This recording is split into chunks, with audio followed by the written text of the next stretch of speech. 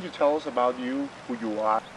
My name's Jeremy Schaller. I've been a resident of Connecticut for all but 10 years of my life. I'm currently 42. I've lived different places in the country. What's your profession? What do you do for a living? I'm a graphic designer and have been my entire life. I grew up in the business, and I'm fortunate enough to make a living from it and make a decent living for my family. Okay. And how a graphic designer gets involved in this type of building process? Just like anybody would get involved in this process. You just take a look at your surroundings and say, I can do better. Can you give us a short description about your house? Sure. In an esoteric sense, it would be called a contemporary New England barn, but I just call it a basic 30-foot by 50-foot box. What are the focal points in your house? Being a barn, we wanted to emulate some of the aspects of a traditional barn by having a cupola, but the added benefit of having a cupola is now it becomes a light source throughout the house.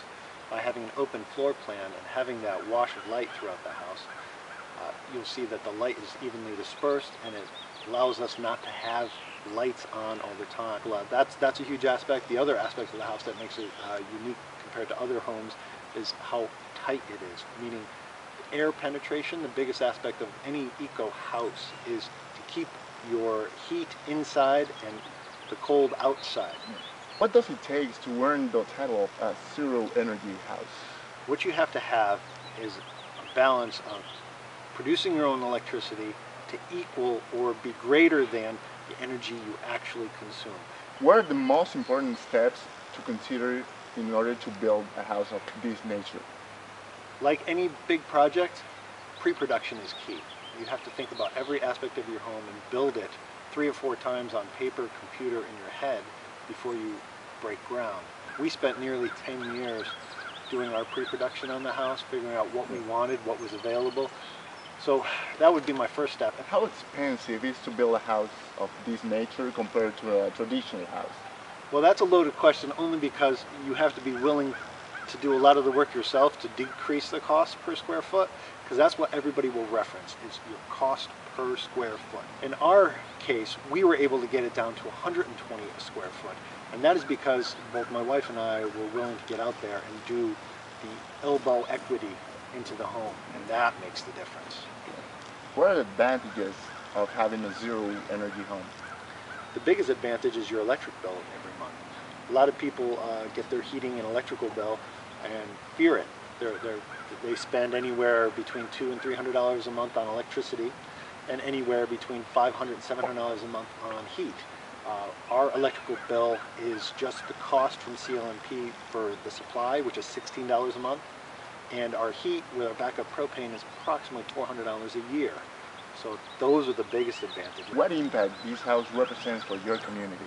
It's all about setting an example. So people come, and we've been educating a lot of folks. We've had numerous schools through here. We've had a number of open houses through PACE, which is People's Action for Clean Energy. So we're just showing the community around that it's simple, it's not expensive like everybody thinks it is. You can still get a wonderful home for your dollar and be a little bit more self-sufficient. From your perspective, how important for you is to be aware of building these type of houses throughout the nation? Oh, I think it's a huge, important thing for us as stewards of the planet. We're all here to help take care of the planet that supplies us with everything we need.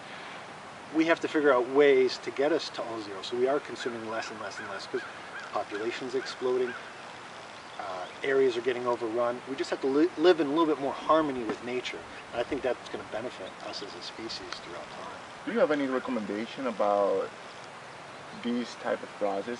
How the people can improve their houses if they have a traditional house, but they want to like somehow mutate to a new model of building houses? The most important thing, if you're going to use the current house or building method that are available, is to make your house as tight as possible as far as insulation and air penetration. So the best thing you can do is windows, additional insulation, better roofing materials.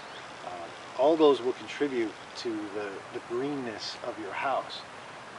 So simple as that. I can do better. I knew I could. I figured out a way to make it happen. And it's not like I'm a genius. Far from it. I'm a very simple guy. But I just saw that it wasn't so difficult, and it's all about just saying to yourself, am I going to accept the status quo? Am I going to do what everybody else does? Am I going to build a typical house that all the folks do? Or I'm going to try something different. I'm going to put my neck out a little bit. I'm going to see what I can do with what's available to me.